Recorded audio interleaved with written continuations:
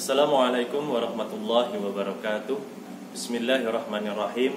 Alhamdulillahirabbil alamin. Alhamdulillahilladzi anzala sakinatan fi qulubil mu'minin liyazdadu imanan ma'a imanihim. Asyhadu an la ilaha illallah wa asyhadu anna Muhammadan abduhu wa rasuluh. Allahumma shalli wa sallim wa barik ala nabiyyina Muhammad wa ala alihi wa ashabihi ajma'in. Amma ba'du. Ittaqullaha haqqa tuqatih wa la tamutunna illa wa antum muslimun. Saudara-saudaraku kaum muslimin dan muslimat rahimakumullah. Alhamdulillahirabbil alamin. Tidak terasa kita kembali berjumpa dengan bulan Ramadan di tahun ini. Bulan Ramadan di mana segala dosa-dosa kita akan diampuni oleh Allah Subhanahu wa taala.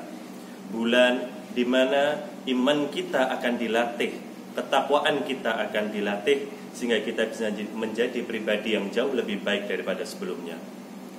Saudara-saudaraku kaum muslimin dan muslimat rahimakumullah. Ramadan tahun ini terasa berbeda karena segala aktivitas kita dibatasi karena suatu keadaan yang tidak menyenangkan. Yang kemudian menjadi pertanyaan bagi kita adalah bagaimana kita menyikapi keadaan yang tidak menyenangkan ini sekaligus kita harus melaksanakan ibadah puasa di bulan Ramadan ini.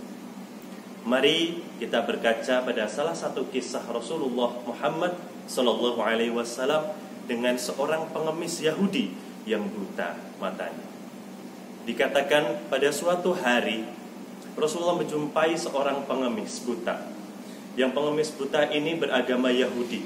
Setiap harinya pengemis ini selalu menghina Rasulullah, mengejek Rasulullah, mengutuk Rasulullah. Dia selalu mengatakan keburukan tentang Rasulullah sallallahu alaihi wasallam. Rasulullah mendatangi pengemis ini, kemudian Rasulullah menawarkan untuk menyuapinya makanan. Berangkat dari hari ini dan seterusnya, Rasulullah mengatakan, aku akan menyuapimu makanan setiap hari. Setiap hari Rasulullah kemudian mendatangi pengemis ini. Rasulullah menyuapinya dengan lemah lembut. Di lain pihak, pengemis ini pun di hadapan Rasulullah sallallahu alaihi wasallam selalu menyampaikan ucapan-ucapan yang jelek, bernilai hinaan, kutukan dan cemoohan kepada Rasulullah. Rasulullah tetap menanggapinya dengan senyum, dengan penuh kesabaran. Berbeda dengan sahabat-sahabat yang saat itu berada dekat dengan Rasulullah. Emosi muncul dalam diri mereka. Greget ingin mengingatkan pengemis ini bahwasanya sungguhnya orang yang selama ini dia hina adalah orang yang selalu menyuapinya.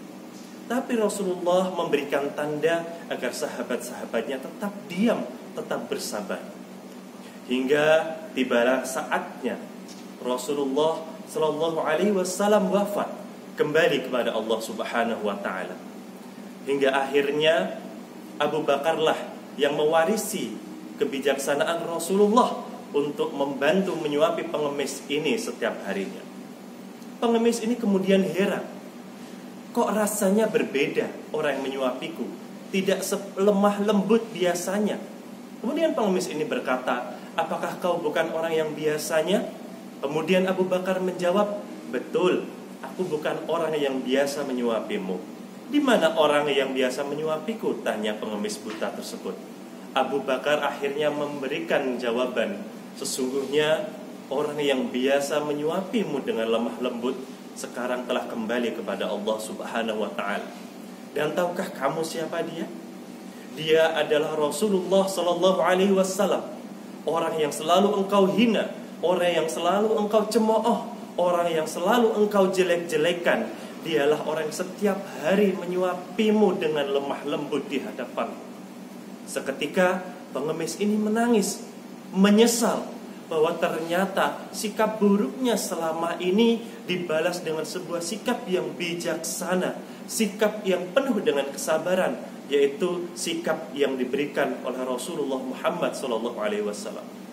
Selanjutnya pengemis ini pun akhirnya mengucapkan dua kalimat syahadat, asyhadu an la ilaha illallah wa asyhadu anna Muhammadar Rasulullah. Apa yang bisa kita ambil dari kisah ini, saudara-saudaraku? Nilai kebijaksanaan Rasulullah SAW dalam menyikapi ketidaknyamanan dalam kesehariannya.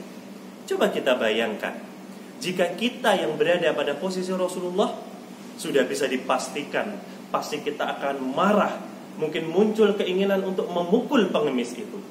Tapi Rasulullah tetap bersikap lemah lembut, memberikan pembelajaran bagi kita bahwasanya sikap yang buruk, keadaan yang tidak menyenangkan yang ada di hadapan kita tidak harus kita balas dengan hal yang serupa, tetapi harus kita sikapi dengan bijaksana, dengan penuh kesabaran.